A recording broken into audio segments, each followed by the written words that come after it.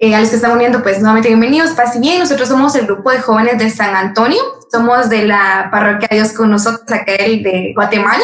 Vamos a dar inicio a nuestra reunión. Bienvenido, Guillermo, es nuestra otra persona que va a estar compartiendo aquí con nosotros. Ok, buenas tardes a cada uno de ustedes, paz y bien. La verdad es de que a mí se me dio la oportunidad de presentar a nuestro invitado del día de hoy. Él es Horacio Houston. Ok, vamos a hablar un poquito de él. Yo sé que no va a ser tanto como a él tenemos a dar la oportunidad de poder hablar un poco. Por supuesto, él es nuestro expositor.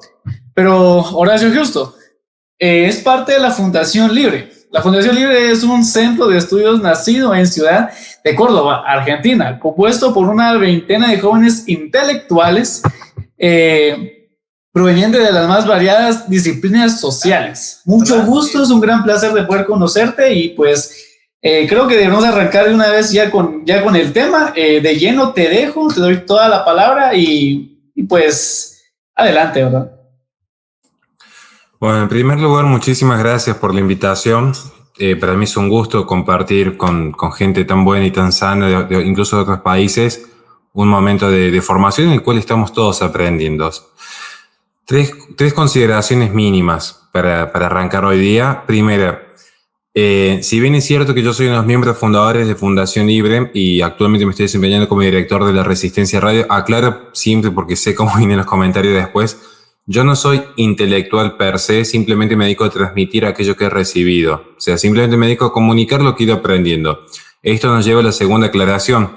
Estoy abierto a críticas. Si en algún momento de la exposición hay un elemento que no se entiende o hay un concepto que yo no soy claro, no me moleste que me interrumpan para nada. Además, me ayuda que me interrumpan porque me sirve para ver si estoy yendo por buen camino o no. Y el tercer punto es...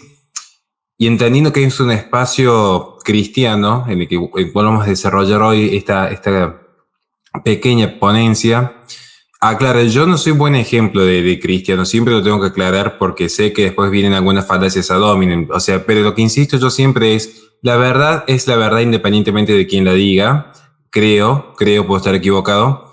Y por eso, antes que estar atendiendo a cuestiones por ahí de índole personal en tal o cual persona, creo que es importante tratar de atender los argumentos y en todo caso debatir ideas. Aclarado esto, hoy tuve el honor de que me hayan invitado a conversar un tema que está en auge.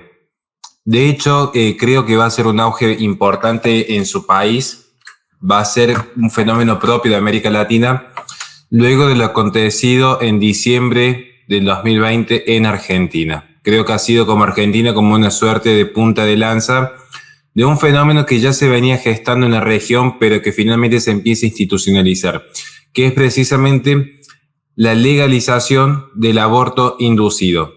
Y esto creo que es un tema de preocupación genuina para los cristianos.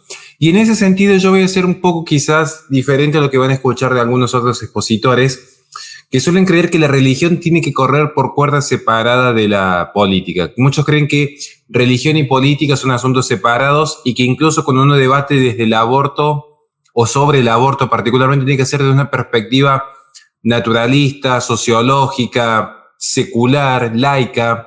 Y yo creo que ese ha sido el gran problema del cristianismo durante el siglo XX, siglo XIX, siglo XVIII incluso. Y ahora voy a exponer por qué. Porque creo que sí el cristiano tiene que tener una convicción firme respecto a su credo y animarse a debatirlo públicamente. Y más en una cuestión tan trascendental respecto a cómo vamos a interpretar lo que es la vida del hombre. Para esto, y para no extenderme tanto, voy a tratar de separar la ponencia en tres aspectos. En primer lugar, lo que es el aspecto filosófico, luego lo que es el contenido del aspecto moral de dicha filosofía y tercero, lo que es la implicancia política de las ideas filosóficas. ¿Bien? Entonces vamos por la primera parte. Espero darme a entender y insisto, no me molesta que me interrumpan. Es muy común, y yo sé que seguramente a ustedes les ha pasado, como considero que son gente pro vida, escuchar decir, desde la concepción hay vida. Creo que muchas veces se dice eso en los ambientes.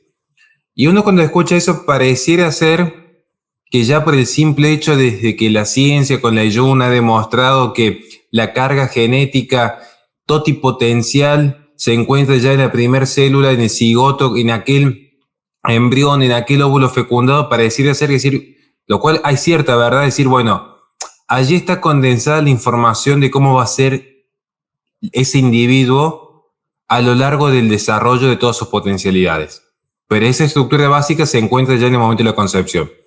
Y hay vida, por los conceptos básicos de lo que es la vida en términos biológicos, de decir, bueno, tiene justamente multiplicación celular, un proceso de metabolismo, un proceso de expansión, incluso individual, si bien es verdad que se asiste de la madre, bien, que es quien recibe dicho núcleo, lo cierto es que tiene un proceso individual, es decir, ¿por qué? Porque es una unidad indivisa que puede ser separada en cuanto a su estructura del aportante, entiéndase, el hombre y la mujer. Pareciera ser entonces que ya alcanzaría para el espacio Provida sostener que hay una estructura genética diferenciada del universo, única y repetible, con su propio proceso de desarrollo, división y metabolismo. Y esto en parte es cierto.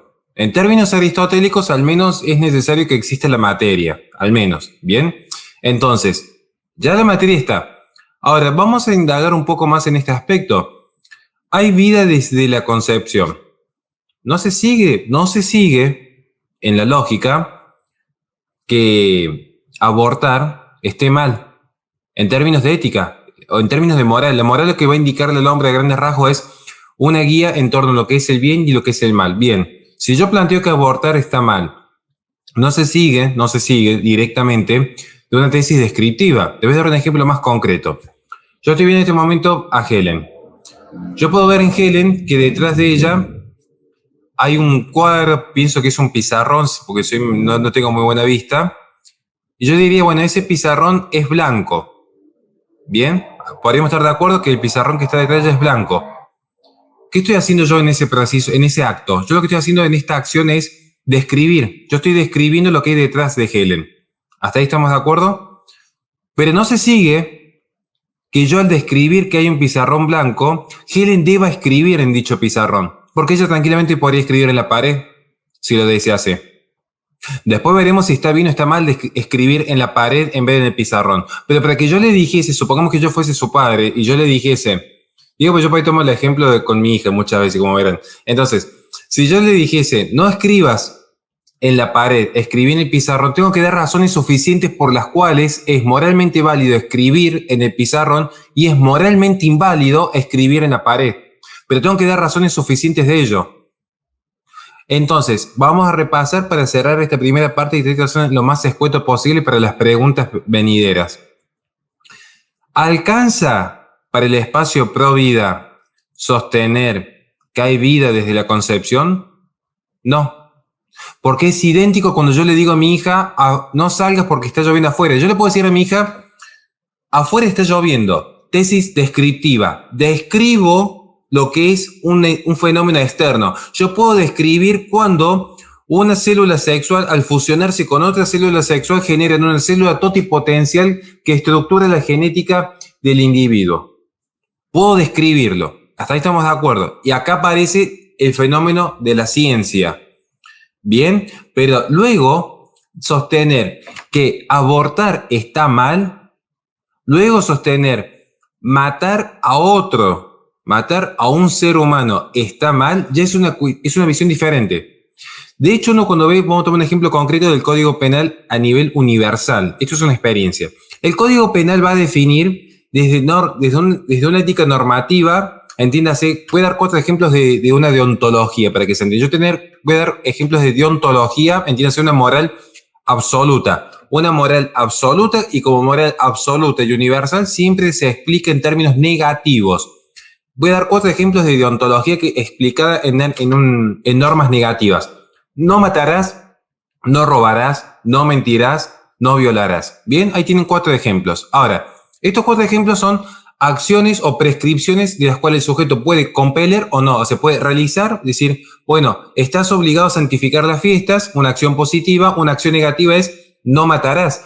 Pero igualmente, la norma necesita de esa expresión del mundo para saber en qué sentido se va a aplicar. Vamos al ejemplo del no matarás. Bueno, ¿cuál es el requisito fundamental para matar, para que se realice la acción? Que se esté quitando una vida. ¿Cómo se define lo que es vida? Porque la norma no define lo que es vida. No sé si logran entender cuáles los silogismos. Es decir, yo tengo una norma que me dice no matarás, pero yo mato lo que está vivo. ¿Y cómo defino lo que está vivo? Bueno, allí es donde yo tengo que conjugar lo que es la prescripción, como un médico cuando le receta a un paciente un medicamento, prescribe, le dice, tienes que realizar tal acción, en inglés el have to be o el must to be, el tienes que hacer que, el debes hacer que, se conjuga con el campo descriptivo o científico. Entiéndase, vida humana, elemento X, Y, Z, vida animal, elemento A, B, C, objeto inerte, objeto igual a X, así se va definiendo lo que es un campo científico, o sea, a partir de la experiencia y de la serie, lo que importa, no voy a entrar en la cuestión de epistemología y teoría del conocimiento científico porque surgiría una hora más del diálogo, digamos. Pero me interesaba separar esta parte, ¿bien? No sé si me he logrado dar a entender que es necesario, antes, y después van a ver por qué quise tocar el tema de la religión. La ciencia nos ayuda para describir el fenómeno, pero las normas morales no van a provenir de la ciencia. Esto me interesa que quede en esta primera parte. La ciencia describe fenómenos, pero no es la ciencia la que otorga las respuestas morales. Es la filosofía, más particularmente la filosofía moral. Y en la filosofía moral ingresan tres grandes vertientes, podrían ser más, pero en realidad están subsumidas en tres, digamos. La escéptica moral, o como muchos llaman relativismo, que de hecho no es tan común como muchos creen, hay muchos que confunden lo que es el relativismo moral. El utilitarismo, que quizás es el parangón del progresismo internacional vigente, lo que es la tesis utilitarista, ejemplos concretos, Judith Butler, Peter Singer, estoy tomando algunos, Stephen Wise claramente. Creo que esos serían como algunos ejemplos muy particulares de un utilitarismo. Bueno, Jeremy Bentham como fundador, digamos, de estas corrientes, o de menos de las principales cabezas pensantes de estas corrientes. Bien. Y luego tenemos la deontología, esa moral universal, esa moral objetiva, esa moral externa del propio hombre, o incluso puede ser para algunos, hay que discutir si sería inmanente o no, pero lo cierto es que es un contenido tajante, un contenido que no puede ser modificado por la simple conciencia del hombre, un contenido de raigambre universal, inherente al género humano. Eso es fundamental, es decir, no es que va a haber una moral para la sociedad A y una moral para la sociedad B. Esto es muy importante en la deontología, ¿bien? Esto a grandes rasgos. Esta es la primera parte de la ponencia, ¿bien? Separar lo que es ciencia de filosofía. Explicar que no alcanza con decir que hay vida desde la concepción. Porque de hecho, si ustedes observan un debate que yo he tenido tiempo atrás, he tenido dos debates, uno con un liberal y otro con un objetivista. Un liberal, un economista muy reconocido argentino liberal y un profesor de filosofía objetivista, llegan a reconocer que hay vida vida humana. Eso también es fundamental, claramente. ¿Por qué? Por un principio aristotélico, es vida humana porque pertenece al género humano. Ya yo voy a hablar un poquito de eso. Pero ellos reconocen que hay vida desde la concepción. Simplemente que ponen en su filosofía la libertad de la mujer por sobre la vida del no nacido. Sí, entonces no alcanza. Entonces cuando dice, hay mucha gente, incluso ciertos espacios del feminismo postestructuralista, reconocen que hay vida desde la concepción. Vida humana, reconocen incluso que hay un niño por nacer, pero supeditan ciertas prerrogativas a otras, en el caso puntual la libertad de la mujer. Esto es importante ¿por qué? Porque justamente la filosofía lo que nos va a mostrar es que lo que hay en el embrión, y yo con esto cierro la primera parte, que se me había olvidado un detalle, es el embrión, aunque muchos les van a querer discutir esto es un poco de filosofía aristotélico-tomista, porque en realidad Santo Tomás no es que complementa lo que dice Aristóteles, o Aristóteles complementa lo de Santo Tomás. Por naturaleza propia, digamos, hubiesen llegado finalmente a las mismas conclusiones. El embrión es acto, ¿bien? Y es una actualidad que pertenece al género humano. ¿Por qué? Primero porque es un individuo, es decir, está individualizado como unidad indivisa, irreductible, dentro de lo que es el género humano. Porque no puede haber, eso es importante entender lo que es la potencia, porque muchos caen, estoy pensando en este momento en Roxana Kramer, por ejemplo, Gloria Álvarez, que son como muy conocidos, creo que allá la conocen bastante, caen en este error de confundir potencia con acto. Creen que en realidad hay acto en cuanto a pertenecer al género humano como individuo, cuando ciertas potencias se actualizan, y no es así. Esto es un error de filosofía, pero muy básico, pero un error que a mí me sorprende la soberbia con la que algunos se exponen a veces, cayendo en errores muy básicos. Miren, a ver, la potencia es una forma de ser, imperfecta, porque todavía no está, pero puede estar, y de hecho está, pero en estado potencial. Es muy complejo lo que voy a explicar, pero le voy a dar un ejemplo muy sencillo. Yo aquí tengo, por ejemplo, mi celular, muy maduro, como verán, con un pato Donald. El celular está en acto, sostenido por mi mano, pero potencialmente se puede caer, pero no se ha caído. Pero ¿por qué potencialmente se podría caer y, por ejemplo, no podría levitar por sí mismo sin ninguna interferencia externa? Porque no admite en su ser, dada la naturaleza, la fuerza de la gravedad, el peso de la materia, los componentes, dada la naturaleza de las cosas, en el curso natural de las cosas, este es un tema muy importante, el curso natural de las cosas, va a haber algo que se llama movimiento. ¿Qué es lo que es el movimiento? Es el pasaje del acto a la potencia, en el cual la potencia se actualiza. Entonces, esto, vamos de vuelta. Actualmente, ¿cómo está? Está sostenido. Potencialmente, podría estar en el suelo si se cae, pero no está en el suelo. Pero alberga en el ser, el celular, la potencialidad de estar en el suelo. Por lo tanto, estar en el suelo forma parte, en forma imperfecta, quiero aclararlo, esa parte del ser está ya incorporada al acto. ¿Bien? Pero entonces, si el celular estuviese en el suelo, se actualizó a través del movimiento, pero sigue siendo el mismo celular. Si yo tengo un embrión, está en un acto, y en el movimiento se va a actualizar. Ahora, ¿por qué el embrión podría convertirse en niño? ¿Y por qué el niño podría convertirse en adulto? ¿Y por qué no podrían convertirse, por ejemplo, en un perro o en un árbol? Porque en el acto alberga la potencialidad de ser niño, alberga la potencialidad de ser adulto, pero no alberga la posibilidad de ser un perro o de ser un árbol. ¿Por qué? Porque no está en su esencia. Por lo tanto, toda potencia ya está albergada en la esencia. Por eso es una célula totipotencial, el cigoto. Y por eso forma parte del género humano. Porque quien afirma lo distinto tiene que dar una respuesta a esto. Que esa es la respuesta que tanto, por eso Aristóteles se separa de los estudiantes hay una discrepancia respecto a las corrientes neoplatónicas o incluso con el propio Platón en cuanto al movimiento, en cómo entender el movimiento, incluso con Sócrates también hay una discrepancia. Pero a Aristóteles lo que le importaba en ese punto era entender cómo era el paso del movimiento. ¿Se entiende? Esto me voy a demorar un poquito más en esto, pero es importante. Porque si yo quisiera creer, supongamos, yo tomo el ejemplo de Brian. Yo podría decir, Brian va a ser ser humano a partir del tercer mes. ¿Por qué? Porque cuando empieza a desarrollar el sistema nervioso central. El tema es que ese desarrollo del sistema nervioso central, o incluso el desarrollo de la conciencia, porque insisto, el ser humano no es solamente materia, eso es cierto, el ser humano es materia más alma. O sea, y dice la teoría monista, al menos yo tengo la teoría monista. La teoría monista que discrepa del dualismo tiene esta visión, o sea, es cuerpo y alma conjugados y mancomunados, no están diseccionados. No es que la conciencia está en un plano, en el plano de las ideas, y el mundo material en el plano del universo. Están conjugados. En el monismo funciona así al menos.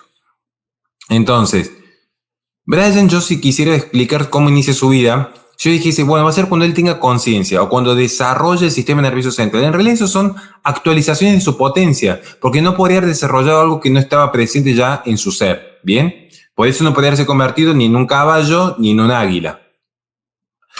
Si yo plantease la teoría como plantean espacios progresistas, ecologistas y feministas, que es lo que más me ha abocado, incluso parte de la posmodernidad, pero no sé si llegamos a hablar un poco de la posmodernidad de hoy, yo dije, bueno, va a ser solamente cuando tenga conciencia o cuando nazca. Supongamos que le concedemos esa parte. Le decimos, bueno, a ver, está bien, ¿por qué? Tenían que dar una respuesta de ¿qué hubo antes? Porque este es el tema. ¿Qué hubo antes? Porque antes de la fecundación, lo que hubo eran unidades, células sexuales. Muchas veces dicen, bueno, porque el espermatozoide tiene vida, por lo tanto también sería una vida humana. No, de hecho eso es un error filosófico cada vez peor, y a mí me sorprende cómo algunos liberales, en su fatal arrogancia de querer mostrar conocimientos en filosofía, hunden más todavía lo que es su teoría liberal. Porque si uno deja en el curso natural el espermatozoide por sí solo no genera un nuevo individuo. En cambio, en el curso natural de un embarazo, una vez que el cigoto ya se ha anidado, ya empieza a desarrollarse, ya empieza la división celular en el momento que se forma el cigoto, digamos, o sea, luego se anida. Pero digo, ya hay una vida desde la concepción, en el sentido que hay una vida humana que ya tiene una estructura diferenciada y que ya alberga la potencialidad en dicha estructura de que emerjan distintos accidentes, entiéndase, la altura, la conciencia, la razón, los brazos, las piernas, el sistema digestivo. Algo que el espermatozoide por sí solo no puede hacer, salvo que entre una fusión con otro núcleo totalmente diferenciado como el óvulo, y allí se genera un cambio drástico y sustancial, porque desaparece el espermatozoide, desaparece el óvulo y aparece una nueva estructura. Y este es un cambio radical, esto es un cambio de sustancia, pero en la sustancia del espermatozoide o el óvulo no se genera un ser humano por sí mismo. Eso es fundamental, porque he visto algunos errores en los últimos días luego del debate entre Agustín Laje y Gloria Álvarez, que uno dice, ¿con qué seguridad hablan temas que realmente desconocen, pero por completo? Entonces espero haber sido claro en tema de acto y potencia. Es decir, el embrión ya es acto, porque si el acto fuese en la actualización de la potencia, además que es un criterio muy discrecional y arbitrario definir que hay acto al tercer mes sin la razón de que hay entre la fecundación y el tercer mes, por dar un ejemplo, además que es una actitud arbitraria y que no da razón suficiente, no explica el cambio. Y si no pueden explicar lo que es el cambio, y no pueden explicar lo que es el movimiento en términos de filosofía, pueden ser que lo obliguen legalmente por la fuerza, pero no es razón suficiente en filosofía. Aclarada esta primera parte de la ponencia, espero haber sido clara, vamos a la segunda parte. Como dijimos, teníamos tres grandes partes en el día de hoy. Explicar filosofía en cuanto a ciencia, tesis descriptiva, tesis prescriptiva. Bien, ciencia, tesis descriptiva, filosofía, tesis prescriptiva. Ahora bien, esto nos compele a tener en consideración luego de dónde emerge, si vamos a hablar de filosofía, que matar está mal. Este es un tema que es interesante, porque ¿cómo justifica las personas que matar está mal? Es una preocupación muy genuina del género humano. Y uno a veces dice, no, está mal porque está mal. Uno por ahí cuando les preguntan y les dice, ¿por qué está mal matar? Van a ver que no es, incluso hagan el ejercicio con sus padres, con sus hijos, con sus hermanos, con sus parejas, pregúntenle por qué está mal matar. Y si uno les empieza a indagar un poco, se van a dar cuenta que no es tan fácil la respuesta, aunque nos pareciera intuitivo. De hecho, el intuicionismo es una corriente de la filosofía moral dentro de la deontología que mayor problema tiene en su epistemología, que es justificar la naturaleza de su conocimiento. O sea, ¿cómo justificamos que matar está mal? Bueno, podríamos considerarlo, insisto, desde una visión netamente escéptica de la moral, creer que simplemente por acuerdos de voluntades, ahí cambia una suerte de relativismo. Bueno, si la sociedad dice que está mal, y si la sociedad dice que está bien, está bien. Si las partes lo acuerdan, será X, y si las partes no lo acuerdan, será Y. Un escepticismo total. Podemos tomar una visión utilitarista, donde decimos, en principio estaría mal matar siempre y cuando dicha no matanza genere un mayor placer, satisfacción y libertades a la mayor cantidad de personas posibles. Ahora, si un determinado tipo de muerte favorece a la sociedad, casos puntuales, el utilitarismo, que aunque ustedes no creen, es el 90% de la filosofía imperante en el mundo moderno. El utilitarismo hoy es la corriente imperante. No crean que en la ONU, la Organización Mundial de la Salud, Melinda y Bill Gates Foundation, Fundación Rockefeller, Soros y compañía, Charlie Munger, y no crean que son así escépticos radicales. Bueno, para algunos serán algunos proyectos luciferinos, pero en todo caso el discurso analizado filosóficamente es utilitarista. Es decir, ejemplos típicos. Mirad, la vida vale, pero ¿para qué vamos a hacer que nazca un niño en situación de pobreza? La vida vale, pero más vale la libertad de la madre de poder elegir. ¿Por qué la madre tendría que llevar adelante el embarazo de un abuso? Ante caso de la duda, que se priorice la vida de la madre. Estos son ejemplos típicos. Y esto que muchos dicen es relativismo, en realidad es utilitarismo, porque están diciendo, la vida vale, pero en función de la utilidad que genere. Algún día podríamos, si desean, hacer un vivo especial respecto a lo que es el utilitarismo para profundizar más, porque es la hegemonía de lo que se vive actualmente. Pero quería rescatar esta visión, digamos, cuidado que a veces se confunde, digamos. Mucha gente dice, Peter Singer cuando escribe en Liberación Animal, que la vida de la vaca vale más que la del discapacitado mental, porque tiene conciencia per se, es relativista. En realidad lo que está demostrando es un utilitarismo, digamos. Peter Singer es uno de los principales precursores del utilitarismo postmoderno. Aclarado esto, después tenemos una tercera corriente que es la deontológica, que es en base a un orden natural, para algunos, ellos naturalistas, otros que ven en la propia dignidad inherente al género humano una suerte de prerrogativas que debieran ser obedecidas independientemente del reconocimiento o no que le dé el poder político. Insisto, estas son corrientes más naturalistas. Una corriente intuicionista que intuitivamente se sabe por una ley inscrita en el corazón de los hombres lo que está bien y lo que está mal. Y luego hay una corriente más, podríamos decir, teológica, que considera que el orden natural y el derecho natural se subordina o está supeditado al derecho divino. Bien, particularmente a partir de las revelaciones, magisterio de la Iglesia y la tradición, que son los tres pilares de la Iglesia Católica. Hay distintas visiones. Lo que yo quiero marcar es, yo no voy a exponer en este momento por qué matar está mal, yo tengo mi postura es clarísima, o sea, mi postura es por qué está mal matar. Porque está dentro de los 10 mandamientos. O sea, no voy ni siquiera a entrar en discusión en ese punto. Pero es mi visión, digamos. O sea, sí quiero dejarle como las herramientas para que luego cada uno pueda indagar.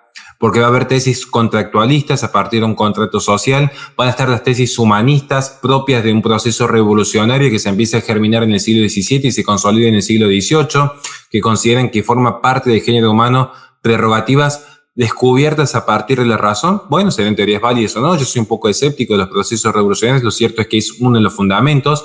De allí donde empieza a hablar de los derechos humanos. Posterior a la Revolución Francesa germina esta idea. Yo soy escéptico de la Revolución Francesa, pero insisto, eso será el tema de un repaso histórico otro día. Y también está la visión, como insisto, la visión teológica, pero al menos dejar marcado para que cada uno pueda investigar qué es el utilitarismo.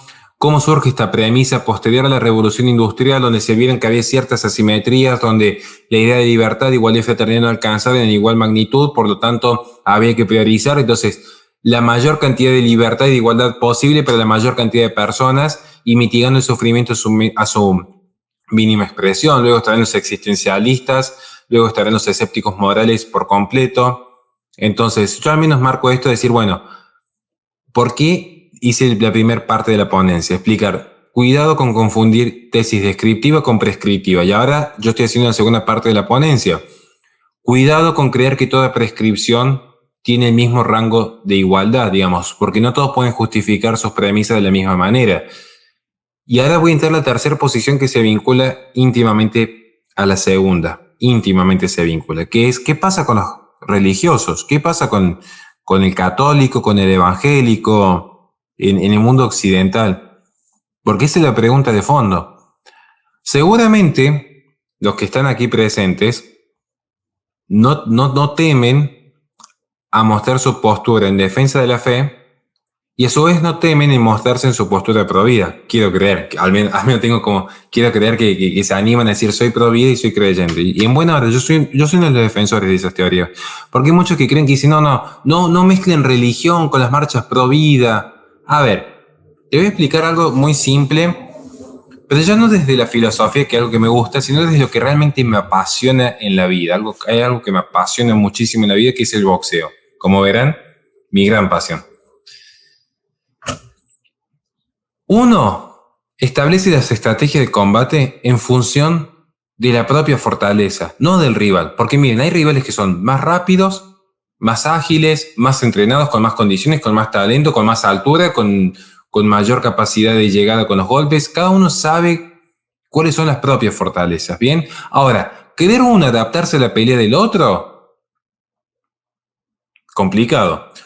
Porque uno cuando empieza a ver a los boxeadores cuando pasa el tiempo, se va a dar cuenta que Muhammad Ali mantuvo siempre su estilo, Mike Tyson mantuvo siempre su estilo, Evander Holyfield tenía siempre su propio estilo, Klitschko tenía su propio estilo. ¿Por qué? Porque ellos entrenan en base a lo que ellos pueden demostrar, en base a lo que ellos pueden hacer dentro del ring. Lo mismo sucede con la filosofía, lo mismo sucede con la política. Porque muchos le están diciendo a ustedes, no hablen de religión en política. Y uno dice, ¿por qué no? ¿Por qué esa es la pregunta de fondo? ¿Quién dice? ¿Saben quién dice que no hay que hablar de religión en política? ¿Saben cuándo surge ese problema de separar iglesia y Estado, que está tan de moda ahora, iglesia y Estado asuntos separados? Con la Revolución Francesa, que pasó por la guillotina a cuanto sacerdote hubiese, que abusó de cuanta monja hubiese en algún convento. Cuidado con estos humanistas que después vienen a hablar de los derechos humanos y quisieron ya con Francis Bacon, siglo XVI, reemplazar a Dios con la ciencia, y luego con Robespierre reemplazar a Dios con la razón, luego algunos que quisieron reemplazar a Dios con el mercado, pero no faltaron los extremistas que quisieron reemplazar a Dios con el Estado. Entonces, ir al terreno enemigo, con las reglas del enemigo, para creer que allí uno va a salir victorioso, me parece que no. Porque de hecho en el fondo lo que estamos diciendo es, es posible servir a dos señores. Puedo quedar bien con Dios, pero puedo quedar bien con el mundo secular y laico. El mundo secular y laico, que curiosamente uno cuando ve cómo funcionan los metas capitalistas, entiéndase Soros, Charlie Munger, Rockefeller, Bill Gates, ¿no creen que son el extremo comunismo? Que también hay mucho para reprochar, de hecho sea de paso, ¿no? Quiero aclararlo, o sea, el comunismo ateo ha sido de las mayores barbaries del mundo. Pero digo, no caigamos en esta trampa. Porque uno cuando empieza a indagar un poco en los discursos que están a favor del genocidio prenatal, uno cuando empieza a indagar un poco, son teorías secularistas, que lo que necesitan es erradicar la moral. Porque las personas creen, aún el ateo más acérrimo, en algo cree. Y va a creer en la ciencia, va a creer en una teoría. Pues son teorías. La teoría de la evolución, por ejemplo, es una teoría. Cuidado con eso, que no es una ley, es una teoría. Las teorías están siempre sujetas a verificación. Como diría Karl Popper, todo conocimiento es provisorio.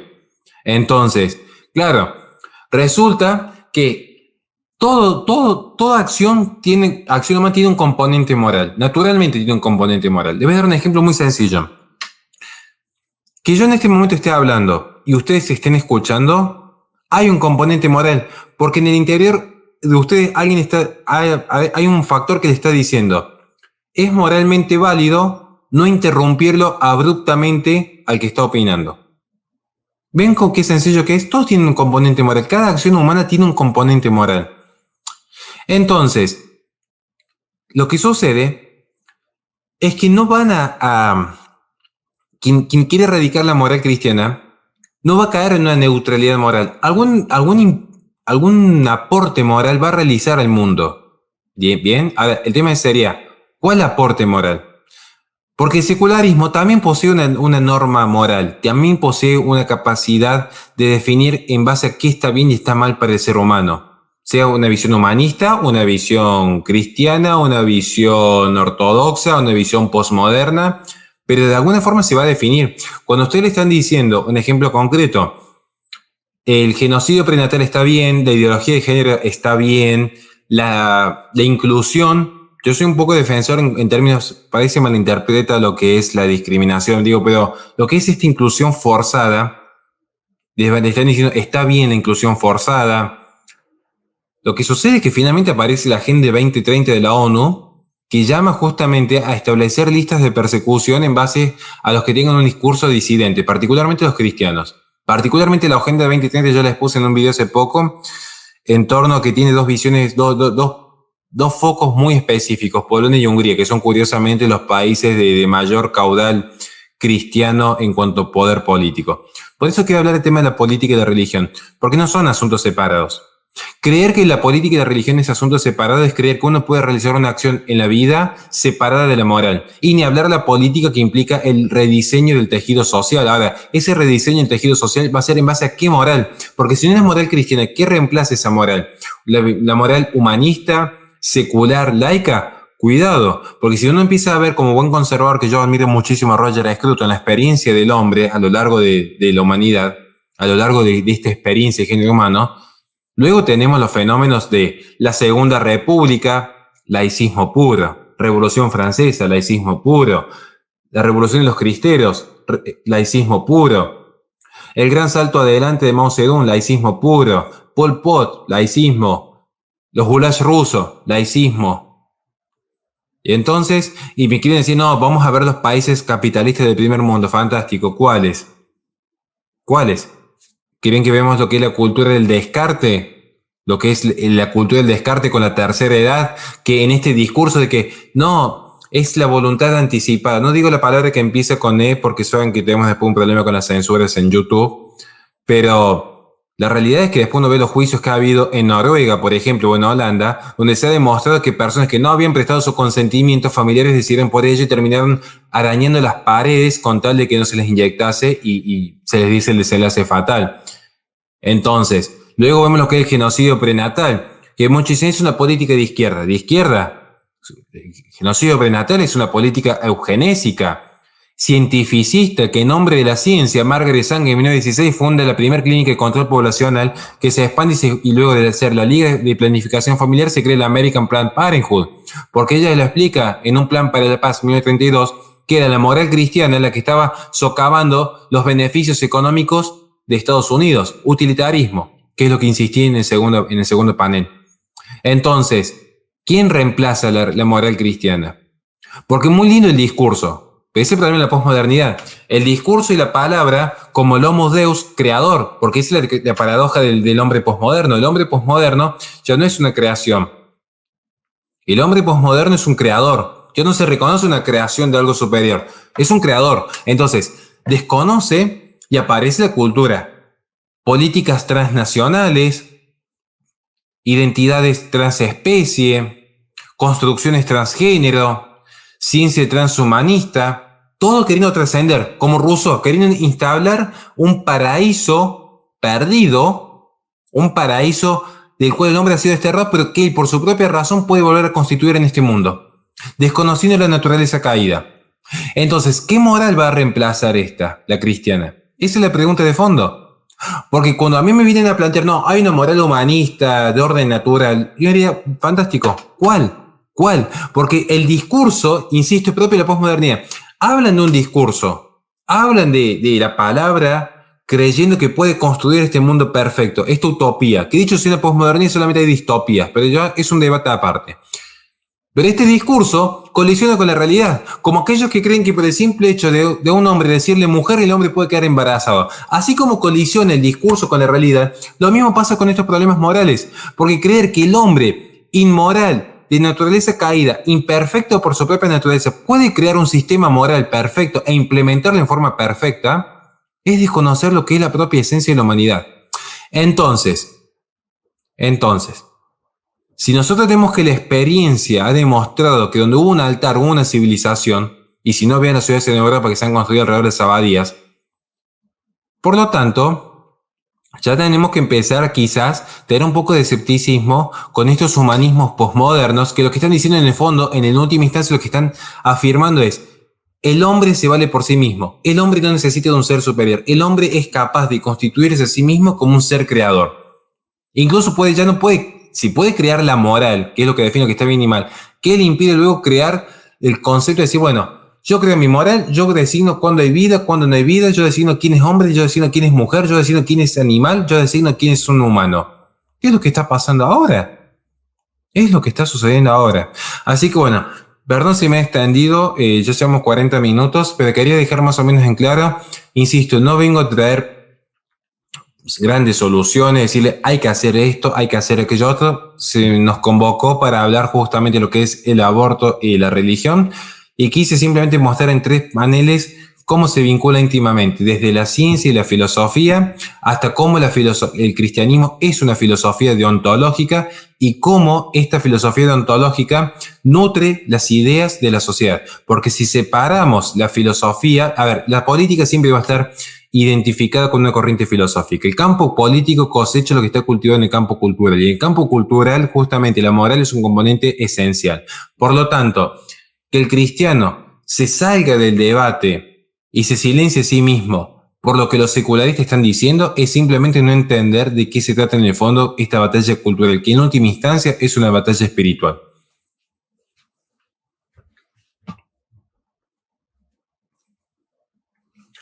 Creo que ya estoy yo. Muchísimas gracias. Realmente es algo muy amplio lo que nos está impartiendo.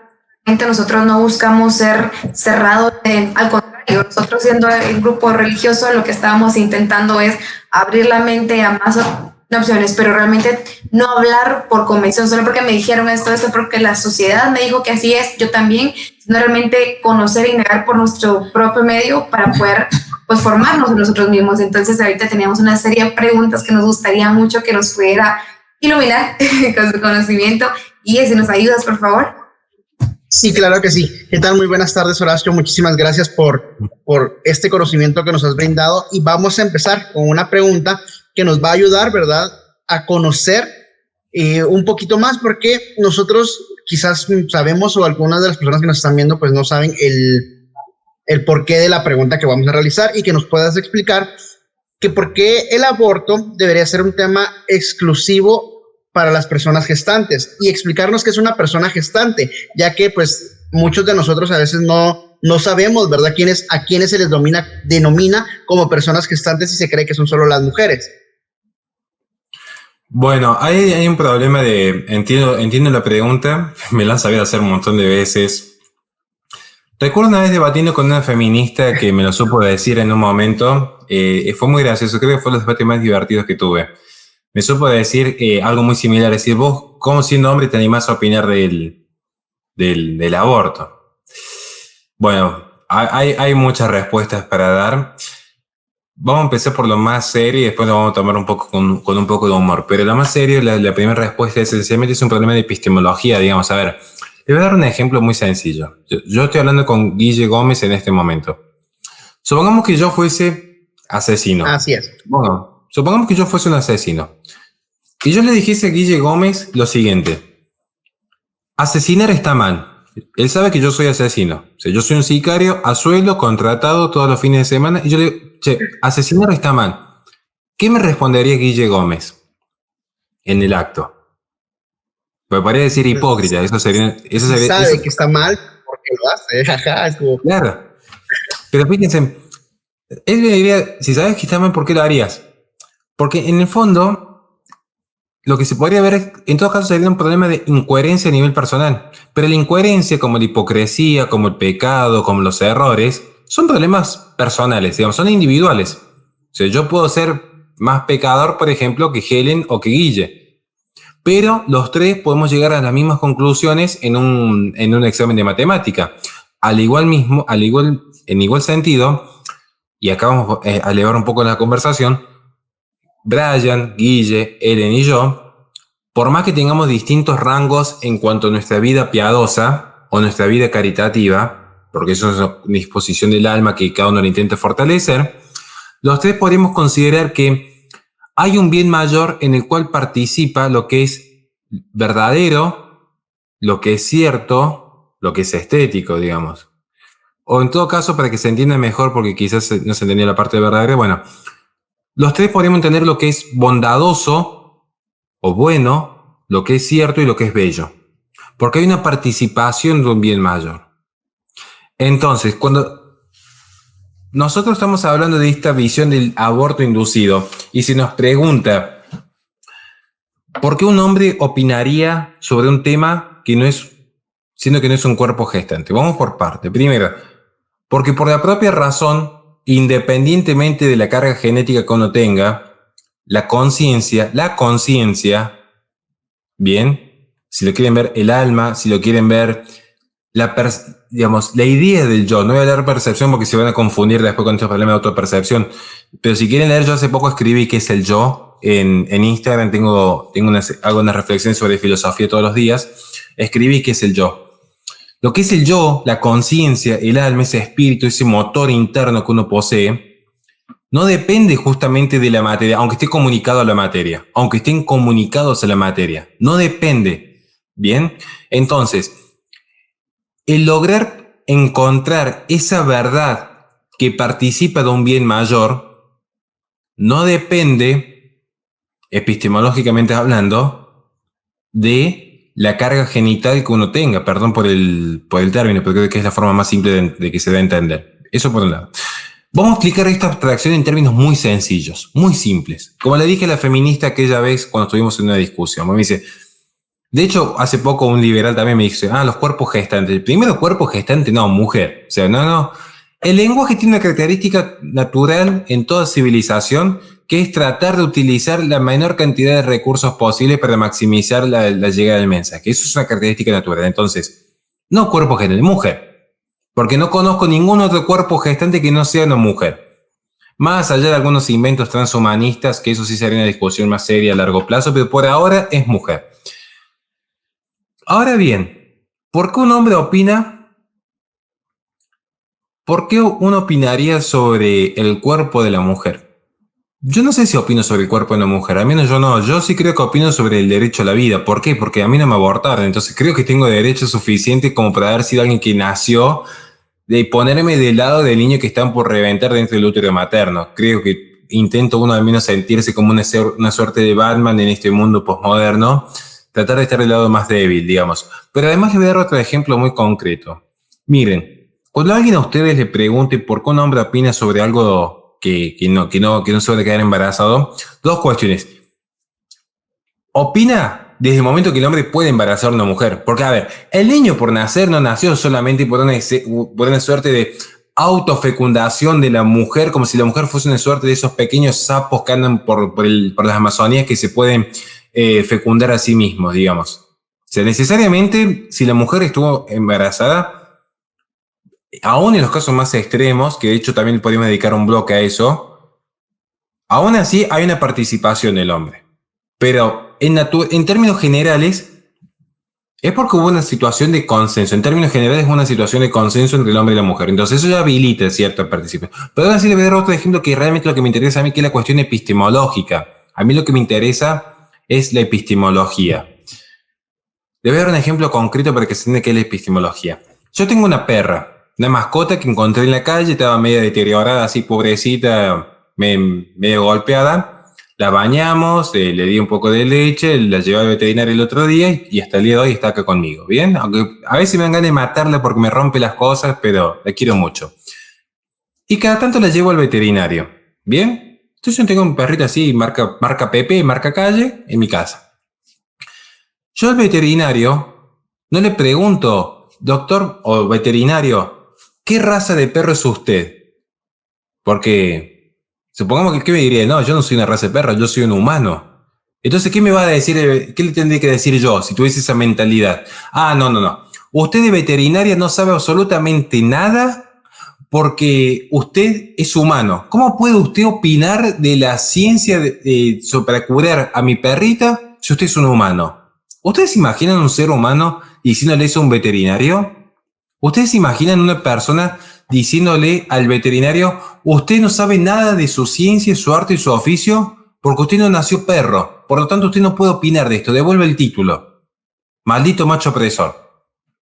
O sea, pero uno se ríe, pero curiosamente, ese ridículo de creer que para saber determinados conceptos uno tiene que haber nacido de determinada forma, curiosamente uno cuando le explica con perritos y humanos, causa gracia. Ahora, es el argumento fundante de gran parte del feminismo posmoderno. ¿Por qué? Porque cae en el error del sensocentrismo. de creer que desde el sentimiento se construye el conocimiento. Por lo tanto, de momento que el niño por nacer tiene la capacidad de sentir dolor, existe. Si no, no existe.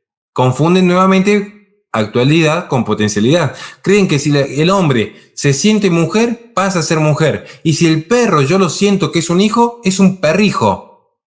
Cuidado con estas ideas. Porque luego, no es el problema de la autopercepción. Y esto nos diríamos un poco más por Hegel. Pero el problema no es solamente la autopercepción, sino que dicha autopercepción necesita ser revalidada por la comunidad. Y no se cae en un comportamiento tribal, que podría generar ciertas conductas de ostracismos, sino que se cae finalmente con estas autopercepciones y esta forma de fundamentar que ciertas minorías terminan excluyendo a aquellas mayorías que han apelado a la verdad. Porque la verdad es violenta. La verdad en la posmodernidad es violencia y por eso se habla de violencia simbólica. Por eso se habla de un ejemplo concreto, se va a hablar del aborto inducido, que es violencia simbólica cuando una mujer que ha contratado un servicio de aborto inducido tiene que escuchar la ecografía. Porque quienes somos papás sabemos cómo se escucha la primera ecografía de las primeras semanas cuando se escucha el latido. Se ve y se escucha, digamos. Claro, de repente ya no es un conjunto de células. Porque esto es lo que pasa. La verdad, la realidad colisiona con el discurso y se genera una situación de violencia. Por eso no quieren que los hombres opinen, porque en el fondo tampoco quieren que opinen las mujeres. Porque en el fondo lo que no quieren es que haya una visión disidente. Porque cuando Florencia Lavey, por ejemplo, que es un hombre que se autopercibe mujer, sale a opinar de que hay 1 millón de abortos al año, cuando eso pasa, ahí está bien. Cuando un transexual opina, está bien. ¿No era que si no tenías útero no podías opinar? Porque objetivamente no tienen útero.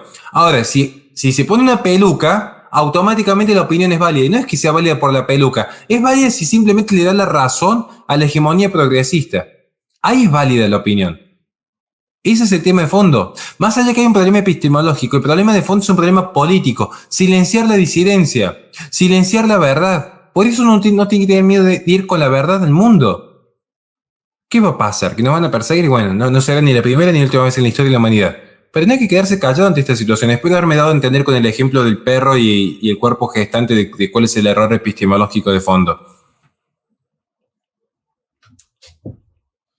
Muchas gracias, creo que sí, pues nos queda claro porque más que todo ahorita en el último ejemplo, ¿verdad? En el decir, porque cuando una persona, pues, o sea, un transgénero puede hablar ahí sí es válida, ¿no? Entonces, y por eso es que ahora le empiezan a denominar, pues, cuerpos gestantes, ¿verdad? Entonces, muchísimas gracias por respondernos esta pregunta. No sé si continúo con la siguiente. Bueno, entonces, la otra pregunta que tenemos acá es, prácticamente se dice que hay distintos tipos de aborto o distintas... Guía tu micrófono. Gracias, perdón, fue un momento de error. Entonces, continuando, ¿verdad?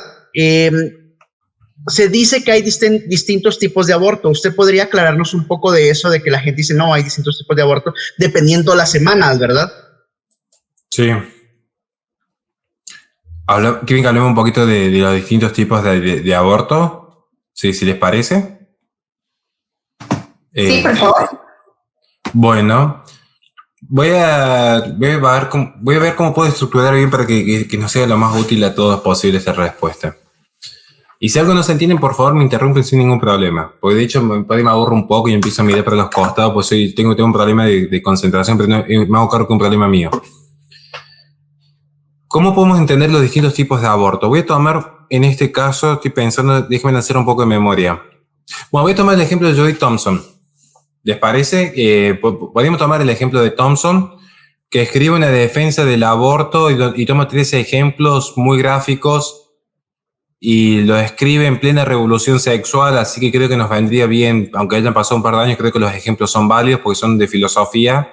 Es una filósofa liberal en términos anglosajones de Estados Unidos, ha sido docente, no me acuerdo en qué universidad. ¿Les parece que tomemos ese ejemplo, que son 3, y vamos viendo distintos tipos de aborto? Bien.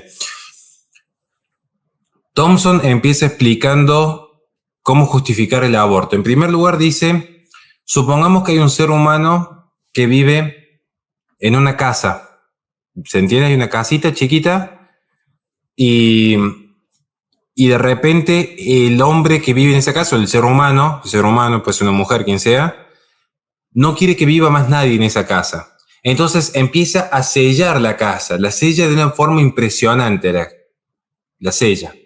Sin embargo, por una pequeña endija, entra una semillita de persona, volando así por el aire, se incrusta en el medio de la casa y empieza a crecer. La pregunta moral que hace Thompson es, ¿por qué razón debería la persona que había tenido todos los cuidados habidos y por haber en sellar la propiedad tener que hacerse cargo de dicha semillita de persona?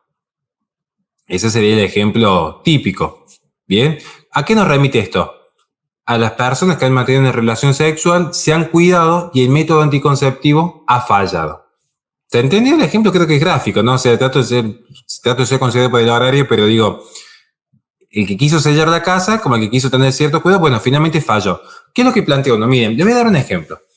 ¿Cuál es el método anticonceptivo 100% eficaz por regla, por la propia naturaleza del método? La abstinencia. Ya. Ese es por regla naturalmente. El único método que no falla. Ahora bien, si uno observa, porque es muy gracioso, a mí me encanta la sociedad posmoderna, a mí y algo que yo le dedico mucho tiempo, yo salgo a caminar con mi hija, vamos los dos, somos muy compañeros, y nos dedicamos a ver mucho lo que pasa en el mundo. Y es muy gracioso cómo la gente consume, y no ve qué es lo que consume. La gente, por ejemplo, compra preservativos y no los lee. Eso es muy gracioso, digo, ¿qué clase de ser humano consume algo que no sabe que está consumiendo? A mí me llama la atención. Porque en el propio preservativo, que supuestamente es el método más eficaz de todo, suponiendo que estuviese bien puesto con todo lo que enseña en la educación sexual integral, que está tan de moda, supongamos que funcionara todo perfecto, dicen, hay un sistema, hay una probabilidad de falla. Y, está bien, es mínima, pero hay una probabilidad de que falle. Como todo producto. La materia se corrompe. Aristóteles. A ver, han pasado los milenios y nadie pudo demostrar algo contrario. La materia naturalmente se corrompe. Bien, entonces, ¿qué es lo que estoy diciendo yo con este primer ejemplo?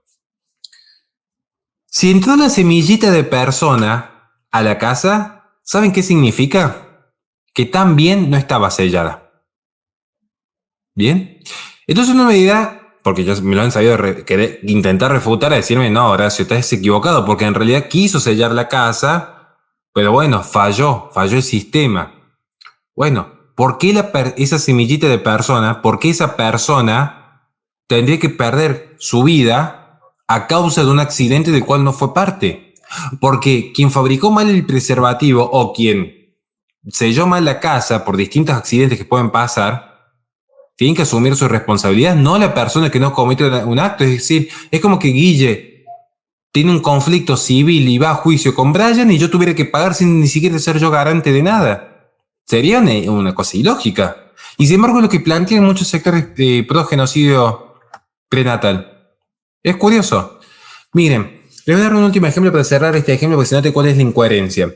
Todos saben que en toda actividad sexual existe el riesgo de un embarazo, digamos, ¿bien? Incluso el propio preservativo ya lo marca, ni hablar con las pastillas anticonceptivas, digamos. Hay un margen de error, sea por la fabricación, sea por quienes se están cuidando y lo hicieron mal por distintos factores. Ahora bien, ¿cuál es el tema de fondo? Miren, este es el ejemplo. Si yo jugase la ruleta rusa, ¿qué probabilidades tengo? Bueno, perdón por decir la palabra, que sé que esto va a tener... Bueno, si yo jugase ese juego de la ruleta que tiene, ya saben, ¿qué probabilidades hay de que una de cada 6 tiros salga? Un 16,6%, si mal no me equivoco. Creo que es más o menos el porcentaje. Es decir, tengo pocas probabilidades. Dentro de todo es una de 6. Dentro de todo, ¿bien? Así muy azarosamente. Quiere decir que hay más probabilidades de que me salve a que no. Ahora, supongamos que el tiro sale y yo me muero. ¿Qué le diría yo a San Pedro? Si es que llego, ¿no? Ya sabemos lo que es la teoría católica respecto a las disposiciones de última voluntad, pero bueno, ¿qué le diría yo a San Pedro? No es justo que yo haya fallecido porque tenía pocas probabilidades. Eso no es un argumento. Es decir, si sabías que había pocas probabilidades, sabías que la gente por ahí, a esto a mí me molesta un poco, la gente confunde probabilidad con posibilidad. ¿Cuántas probabilidades había? Pocas. ¿Era posible o no era posible? Esa es la discusión de fondo que tiene que tener el pro vida. No tienen que entrar en estadísticas. ¿Es posible o no es posible? Si es posible, tenés que asumir las consecuencias. Si no, no hagas un acto que cual puede generar una posibilidad X, si no querés asumir las consecuencias X. Porque sabés que es posible. Si es posible que yo manejando, aunque haya poca probabilidad, tenga un accidente, o contrato un seguro, o me hago cargo de las consecuencias, o no manejo. Pero no puedo escudar en que hay pocas probabilidades, porque con ese criterio, ¿qué sucedería entonces con la lotería? Con la lotería hay pocas probabilidades que uno gane. Y sin embargo la gente juega. ¿Por qué? Porque apuesta a que existe la posibilidad de ganar, aunque sean pocas. Pero existe esa pequeña probabilidad de ganar, por lo tanto apuestan, porque es posible ganar en la lotería. Entonces es la misma lógica. Resulta que al ser humano, cuando le conviene, aunque haya pocas probabilidades, apuesta a la lotería. Pero después no se quiere hacer cargo cuando había realizado una acción que también tenía pocas probabilidades que suceda. Pero como las consecuencias ya no le gustan, la descartan. Y así se descarta el género humano. Bueno, ese es el primer ejemplo de Thompson. La semillita de la persona. Luego tenemos un segundo ejemplo, que es muy usado actualmente, que es una persona, vamos a tomar el ejemplo de Helen porque se me viene a la mente, pero está en una habitación y está en la habitación sellada. Bien, hasta ahí nos ponemos en cuadra. Podemos tomar a Helen como puede tomar a Brian o Guille, cualquiera de los tres, o los tres si quieren, el ejemplo se va a entender igual. Habitación sellada. En el centro de la habitación están los tres conviviendo así muy felices un día. En el centro de la habitación aparece un niño, un bebé. Aparece un bebé. Y el primer día están todos felices. Hay un bebé en el medio de la habitación, que cómo no van a estar felices con un bebé. Pero después se empieza a expandir el bebé. Se empieza a crecer. La habitación sigue sellada. Y el bebé crece y crece. Y uno dice, si el bebé sigue creciendo, nos vamos a morir asfixiados. Nos vamos a morir aplastados. Esto es lo que dice Thompson. La mujer muere aplastada en la habitación si no la mata a tiempo. Entonces, ¿qué vida debería prevalecer? ¿La de la mujer o la del niño que se está expandiendo? Entonces, acá lo que nos lleva a una pregunta es el típico caso del aborto terapéutico. No sé dónde sacar la idea del terapéutico cuando lo terapéutico tiende a buscar la maximización y beneficio de la salud del género humano. A mí me llama la atención cuando hablan de que el aborto es una cuestión de salud pública, cuando entran dos vidas a un hospital y uno se va caminando y otro en una bolsa de residuos. A mí me llama la atención, pero bueno, es la forma en la que entienden algunos la vida, digamos. Vamos por parte. Voy a dar la explicación práctica y la explicación filosófica. Vamos, ¿les parece así? Vamos a la aplicación práctica. Aplicación práctica. Con la aplicación práctica lo que podemos decir es lo siguiente. En la aplicación práctica, hoy en la actualidad, es muy raro que se dé un caso, puede darse, pero es muy raro que haya que elegir entre la vida de la madre o la del niño por nacer. Puede pasar, pero es hoy como ha avanzado la ciencia moderna en términos de medicina, apelar a una excepción para construir una regla es cuanto menos falaz. Porque las excepciones no se construyen reglas. Y muchos lo que hacen es querer construir una regla jurídica desde una excepción en el campo médico. Entonces, de una excepción médica no se puede construir una regla jurídica. Aclarar esto, ¿no? O sea, hoy por cómo avanzó la ciencia, no. Pero vamos a la parte filosófica, que es lo que al menos a mí más me interesa. ¿Qué vida debería prevalecer? Es complicada la pregunta. Yo me la he hecho muchas veces. Y le he intentado explicar y no siempre me ha salido bien. Pero yo creo que no tiene que prevalecer ninguna de las dos. Yo creo que ambas tienen que prevalecer. Y uno diría, bueno, pero hay que elegir en la vida. O sea, lamentablemente la vida los lleva a una coyuntura de decir, hay que elegir. O sea, uno no puede estar siempre al centro. A veces hay que tomar posición en la vida, ¿no? Creo. Entonces, ¿qué tiene que elegir? Yo me pongo en el lugar del médico. ¿Saben? Acá nos saco un poco de los criterios éticos tradicionales de la medicina. El médico debería intentar salvar las dos vidas. Parece una utopía, pero ahora voy a explicar por qué. Debería intentar salvar las dos vidas. Y que el alea, ¿saben lo que es el alea, no? Digamos, es parecido al azar, pero no es el azar, digamos. O sea, es como el devenir causal y también casual del curso natural de las cosas. Es el devenir natural, ¿bien? Pero que está por fuera del control del hombre. Eso es importante. Que el alea esta visión aleatoria de la profesión, que el alia sea en esa acción la que defina si ha de salvarse la mujer o el niño por nacer. Pero la intención del médico es salvar las dos vidas. Luego, lamentablemente, porque esto es una realidad, es lamentable, si se pierde una vida es una fatalidad para la humanidad. Al menos a mí me ha tocado transitar algunas situaciones similares. Es una fatalidad, no hay cómo describirla.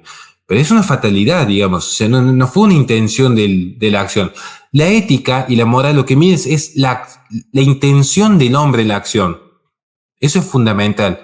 Porque no es lo mismo el médico que intenta salvar las dos vidas y que lamentablemente una se pierde por una cuestión de fuerza mayor, que es lamentable que suceda, a que directamente y de entrada, sin considerar las posibilidades, llega, bueno, para el bienestar del sujeto X, aniquilo al sujeto Y. No es lo mismo. No es lo mismo que el bombero intente salvar a dos personas de un incendio, a que el bombero literalmente diga, bueno, puedo elegir directamente al sujeto A y el sujeto B, bueno, que se quede ahí dentro del edificio, no es mi problema. No es lo mismo. No es lo mismo. Porque recuerden que el mal no se causa siempre el mal se causa por acción. También se causa el mal por omisión. Y podemos decir también por pensamiento y por palabra, pero ya sería una cuestión teológica. Pero al menos en términos jurídicos, la causación del mal también puede ser por omisión. ¿Bien? Si no ven los códigos penales, que tienen al menos hasta mitad del siglo XX tienen una visión ontológica del mundo, en términos generales. No sé si me di a entender en este punto. En el caso del niño expansivo, la intención debería ser salvar a los dos. Y luego que el alia, que esté por fuera de la intención del hombre, sea quien tome la decisión última. Pero no el propio hombre, digamos, no el propio agente moral. Agente moral, eso es fundamental. El tercer ejemplo, yo creo que con esto ya estaremos, para cerrar en este sentido, voy a tomar un ejemplo que es muy drástico y es uno de los más complejos, especialmente para aquellos que hemos trabajado en algunas fundaciones contra el abuso, que el ejemplo que da Thompson, que es el siguiente, miren. Dan el ejemplo de ustedes, cualquiera de ustedes tres, está caminando en la vía pública y son secuestrados por un grupo de fanáticos de un violinista muy famoso. El violinista necesita que ustedes le estén haciendo una transfusión de sangre durante 9 meses. Y en esos 9 meses ustedes están atados a la cama. Porque los grupos de violinistas quieren que su sangre salve al violinista famoso. Luego que el violinista famoso se salva después de 9 meses, ustedes ya están libres. Este ejemplo nos remite necesariamente al caso del abuso, ya saben de qué tipo, que se genera un embarazo. Donde se ve que la mujer es una suerte de servidumbre en beneficio de un niño que no desea, que no eligió, pero que la mantiene atada 9 meses, y donde la mujer le está prestando el sustento vital a esta vida, digamos. ¿Bien? Hay ciertos paralelismos en cuanto a que ni el violinista eligió, ni el niño por nacer eligió. Hay ciertos paralelismos. Pero vamos a pasar a explicar algunos fenómenos por detrás, que es el ejemplo más complejo de todos. En primer lugar, ¿quién abusa o quién secuestra? Parece una tontería, pero esto es importante. Abusa, secuestra, causa un mal quien posee agencia moral. ¿Cuáles son los elementos necesarios para tener agencia moral? Es decir, para poder elegir entre el bien o el mal. Discernimiento, intención y libertad.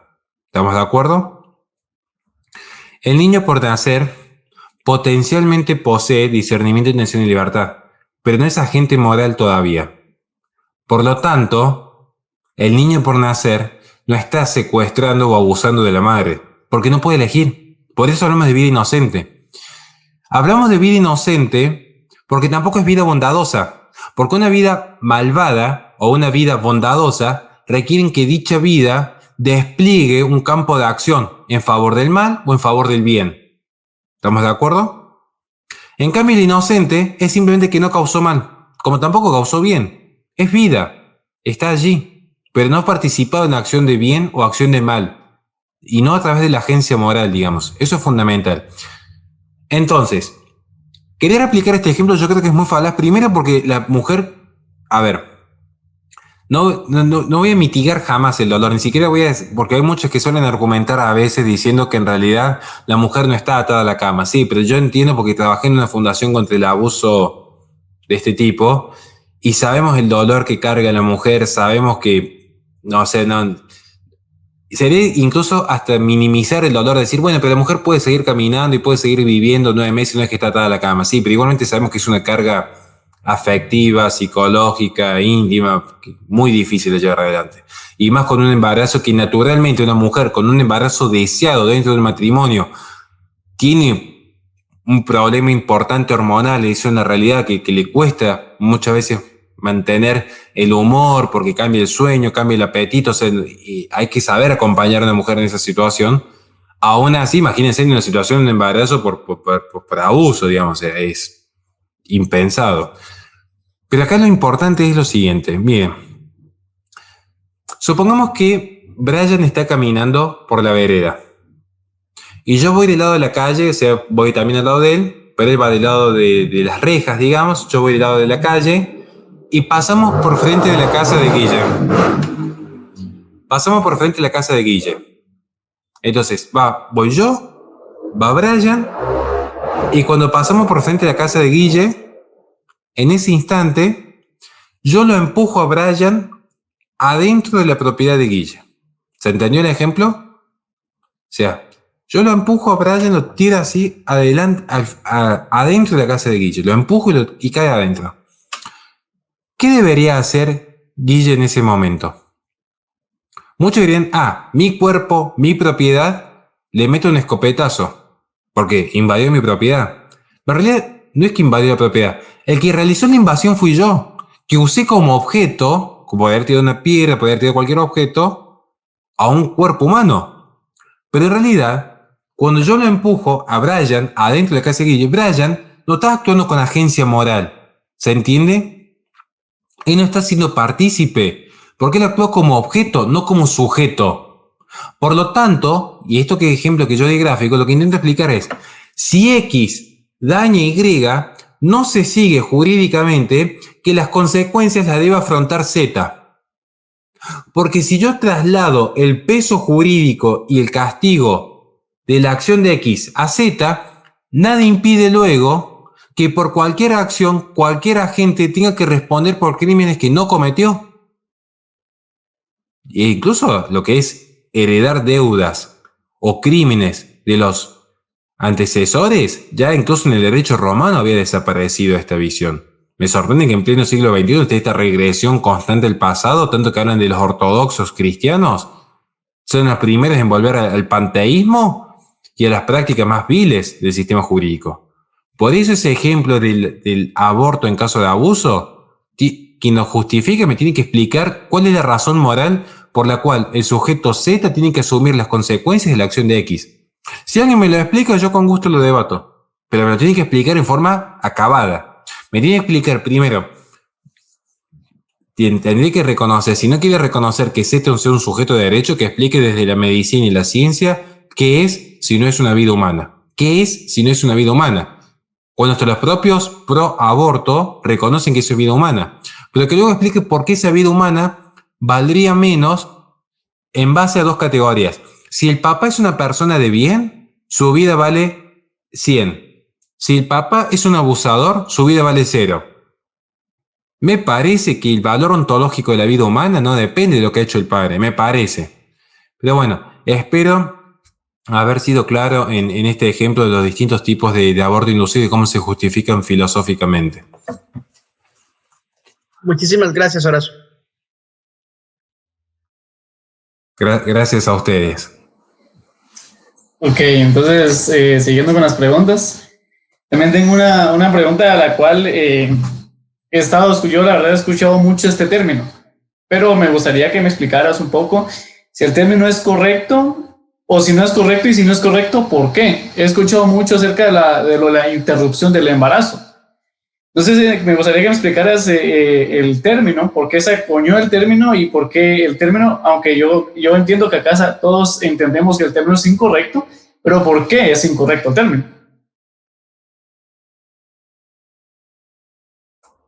El término interrupción alude principalmente a un proceso que puede ser pausado y luego reanudado. Y muchas veces las feministas, especialmente la militancia feminista promedio, suele acudir y decir, no, en realidad se puede interrumpir un proceso que se puede cancelar por completo. Tendríamos que ver etimológicamente, porque en principio, al menos tradicionalmente, interrupción aludía justamente a un proceso que puede ser frenado y luego reanudado. Esta es la idea de base. Y se habla de interrupción de embarazo y se dice que en realidad el término es erróneo porque el embarazo, una vez que se finaliza por cualquier medio, nunca reanuda. Porque nunca hay dos seres humanos exactamente iguales. Aún si hubiese ciertas coincidencias en el genotipo, hay diferencias en el fenotipo. Entonces nunca va a haber dos seres humanos iguales. Por tanto, no puede haber dos embarazos exactamente iguales. Por el simple hecho de que no hay dos tiempos iguales. Miren, esto ya está en la filosofía griega. El hombre no se baña dos veces en el mismo río. Esto es un concepto que parece una tontería, pero esa idea de que el hombre no se baña dos veces en el mismo río significa que una vez que el tiempo ha fenecido, no hay un regreso al mismo. Y una vez que la materia se ha corrompido, y una vez que se ha realizado el movimiento, no hay posibilidad de retroacción. ¿Bien? Ahora bien, ¿qué sucede?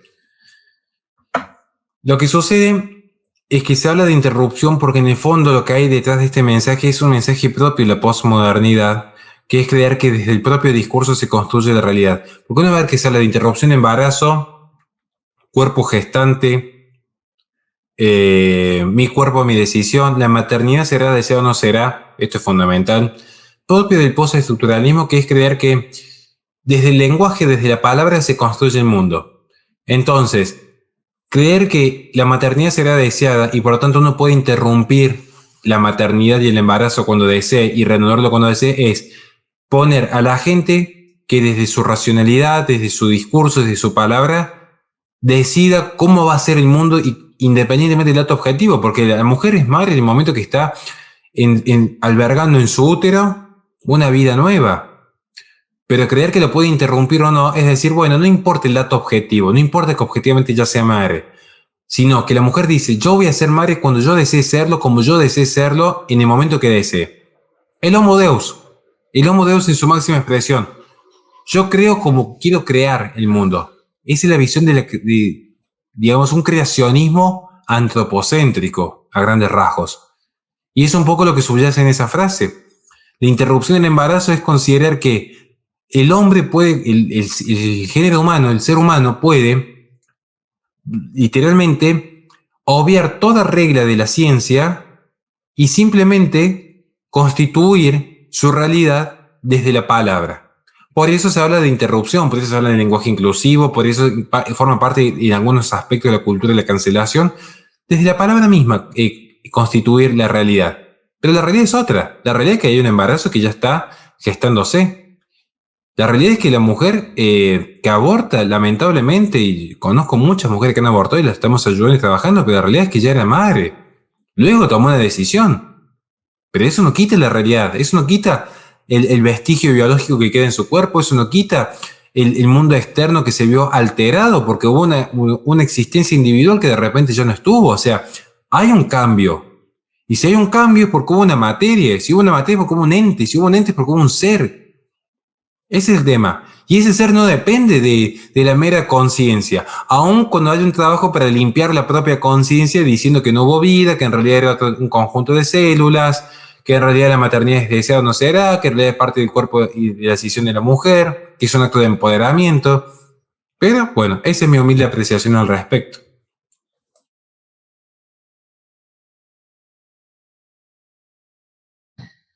Ok, gracias. Entonces, finalizando con las preguntas, ¿verdad? Helen, no sé si nos puedes hacer el favor con una pregunta tuya. Muchas gracias. Tanto como pregunta, para enfocarlo, porque ciertamente menciona acerca de la ciencia, filosofía, de cómo se enfocan estos ámbitos, pero y acerca de lo psicológico, de cómo la persona, del sujeto y el objeto, como usted lo mencionaba, cómo nos afecta eso psicológicamente, y no solo a la persona que lo está viviendo, sino, por ejemplo, a nosotros que lo estamos viendo, que estamos desde un punto cristiano, por así decirlo, la piedad, ¿dónde queda la piedad? ¿Dónde queda la misericordia? Entonces, algún consejo, por así decirlo, que nos pueda brindar desde un punto de vista psicológico. Bueno, yo lo primero que diría, hay mucho para hablar en términos de la psicología. Yo para cerrar, porque ya en un rato tengo otra llamada de otra radio, lo que les recomendaría es que se pongan a indagar cada uno de su hogar. Es más, creo que tengo algunos videos en mi canal, pero no me quiero hacer publicidad en ese sentido, pero sino que me escriban por privado y les paso el contacto de algunos psicólogos respecto a qué ese síndrome post-aborto, que curiosamente tienen los mismos síntomas del estrés postraumático. Entonces, en términos de psicología, yo voy a hablar dos cuestiones. Primero, cuidado con esa idea del empoderamiento, porque finalmente la mujer que decide abortar después descubre que no era como lo habían ofrecido, porque se ofrece un mundo de liberación y finalmente lo que caen no hay mayor esclavitud que el error. O sea, no en vano se dice que la verdad es la que te hace libre. No se muestra la verdad completa, como en el dilema del prisionero. Al no mostrarse la verdad completa y el carecer de información, la persona es libre de elegir y termina eligiendo mal en más de una ocasión. Y después se ven las consecuencias. Y después que se ven esas consecuencias, quedan una serie de traumas, pero desde imposibilidad de dormir, trastornos de ansiedad, ataques de pánico, fobia. A veces se genera una fobia a la niñez y a veces se genera un apego desordenado hacia los niños. O sea, se ve absolutamente de todo. Tendencias con ideaciones finalizar con la propia vida, no quiero usar la palabra. Entonces, eso es fundamental. Y ya para cerrar, quiero tocar un tema específico, perdón si me voy un poco de temas, pero sí quería dejar este mensaje. Perdón si abuso un poco la palabra en este sentido. Pero ya hablando un poco de psicología y misericordia y caridad, quiero tocar un tema antes de terminar, porque estoy muy contento que me hayan invitado y que me hayan dado la posibilidad de exponer algunas muy breves y humildes ideas. Me interesa hablar mucho de lo que es no sé si la psicología, porque quizás esa área me exceda un poco, quizás un poco de las ideas pro vida. Yo he visto, por eso también me he alejado un poco del movimiento. Antes van a ver que yo tenía muchas fotos con el pañuelo celeste acá, el pañuelo celeste allá, y que vamos a hacer política. Y me he ido alejando un poco de eso. De hecho, si ven mi Instagram, que es donde me encanta escribir y subir algunas ideas, todos los días subo alguna idea nueva, ni siquiera ya hay fotos mías, ya ni siquiera me interesa, ¿no? Y menos la cuestión pro vida, pero no porque uno deje de ser pro vida, sino porque empieza a entender por dónde va realmente la lucha, o al menos, ¿no? Es importante ser pro vida, muy importante, porque es lo fundamental, digamos. O sea, no hay nada más valioso que la vida humana, al menos en estos términos de existencia, porque es a través de la vida donde, si lo quieren ver en términos existencialistas, es lo que define el ser. Y el ser siempre es más deseable que el no ser. Experiencia universal. Y desde el punto de vista teológico es porque es el camino por el cual una persona puede alcanzar su redención. O sea, lo veamos desde un punto de vista existencialista o lo veamos desde un punto de vista teológico, la vida importa, ¿no? Y eso creo que es importante dejar en claro. Ahora, ¿es importante que el cristiano se involucre en política? Sí. ¿Es importante que la gente pro vida se involucre en política? Totalmente. Y ahora, ¿cómo nos involucramos? Esa creo que es la pregunta más importante. Pero no en cuanto a qué partido o qué espacio apoyar o qué mensaje dar. Si me armo un TikTok o si me hago youtuber o si me hago escritor. Sino, ¿cómo se paran ante la vida? Miren, yo he conocido mucha gente que se hizo pro vida. ¿Saben por qué? Por odio al feminismo. Y yo no sé si es el camino. Al menos yo no sé. Si nosotros vamos a transitar esta vida sin un sentido de misericordia, creo que es difícil la existencia. Creo que es difícil. Si nosotros no entendemos lo que son las virtudes cardinales y particularmente la más importante de todas, porque es la que subyace aún después de la muerte, que es la caridad, creo que no hemos entendido finalmente a qué hemos venido a este planeta. Porque miren, adversidades vamos a tener siempre. Gente que nos odie, gente que nos blasfeme, gente que nos injurie, que nos calumnie, que nos agrede. Va a haber siempre. Pero si uno es pro vida, no es por odio al feminismo, odio al progresismo, odio al ecologismo. Porque es cierto que hay que odiar el error en parte, eso es cierto, pero a veces se confunde al feminismo con las feministas. Y yo he visto cada atropello en debate, en cosas...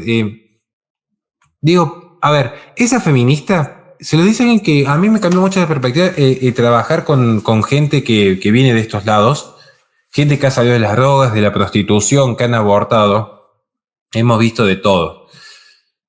Tienen vidas complicadas. Curiosamente, no todos, pero hay muchos niños pro vida, o gente pro vida, mujeres también, que no saben lo que es realmente estar en la calle y no saben lo que es realmente el sufrimiento y la miseria. Entonces, si uno no conoce las miserias, difícilmente entiende lo que es el sentido de la misericordia, que es la miseria en el corazón propio, verla reflejado también en otros. Entonces, yo sí apelo mucho a que quienes estén en esto vivo, que sepan entender que el odio no se combate con más odio.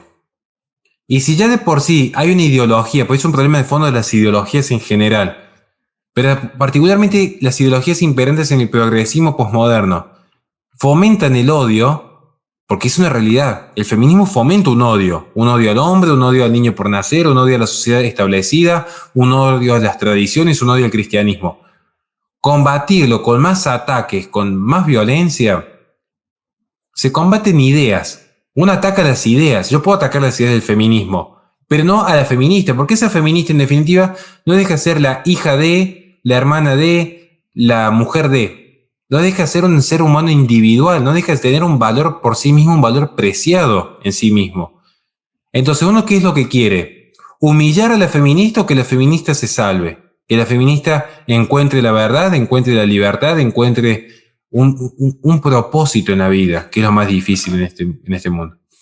Por eso, perdón si me extendí en este saludo final, pero quería simplemente aclarar eso, es decir, traten de no caer por ahí en esas visiones de con tal de conseguir más likes, más suscriptores. Miren, a mí saben que me hace muy feliz, no es más allá que agradezco enormemente cuando pasamos los 1000, cada 1000 suscriptores en YouTube, yo lo agradezco mucho, porque bueno, vivo de eso y lo valoro mucho. Pero más feliz me hace, o al menos yo me encontré cuando de repente una persona que dice, mira, yo, ni siquiera me decir que yo era feminista, me han hablado cosas muy fuertes, gente que me ha dicho, yo he abortado y necesito ayuda. O sea, y yo creo que uno tiene que apuntar ahí. Gente que el hijo vuelva a la casa del padre. Creo que ese es el fin último que nosotros tenemos. Creo, al menos el mío. Y yo sé que de repente está mucho esperando un discurso más secular, más laico, pero no es mi estilo. O sea, yo en ese sentido voy a estar siempre diciendo, miren, a mí qué es lo que me interesa. Que el hijo vuelva a la casa del padre. Y si puede, que de paso me lleve a mí también. Porque yo sé que estoy bastante perdido en ese sentido. Pero al menos yo lo reconozco y al menos dijo, bueno, tratemos entre todos de ayudarnos. Y ante todo la misericordia. Ante todo la misericordia.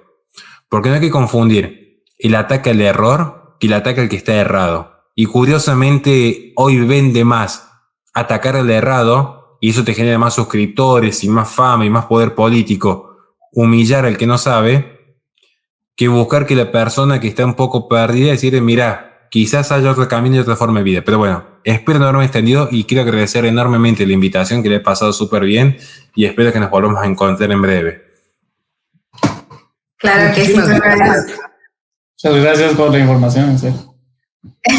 Muchísimas gracias. Realmente las personas que empezaron a vernos en el en vivo, pues acá han estado y también están felicitándolo por tanta información tan fructífera. Y como lo comento, realmente lo que buscamos no es establecerles una idea a los jóvenes, sino ayudarlos a investigar, a indagar, a no decir sí porque me dijeron aquí, no porque me dijeron allá, sino realmente por mis propios medios yo buscar y formarme, que pues información realmente no es nada. Entonces, muchísimas gracias por este tema, realmente lo aprecio mucho y esperamos que en un futuro podamos volver a compartir, ya sea de esta manera o ojalá presencial, que bueno fuera, pero pues siempre muchas gracias por aceptar la invitación y gracias infinitas.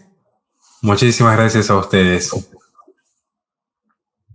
Creo que acá finalizamos el en vivo, vamos a desconectar acá y pues muchas gracias a usted y a todos los que se conectaron y esperamos conectarnos con una próxima oportunidad. Pase bien. Se pase bien. Así bien, un gusto.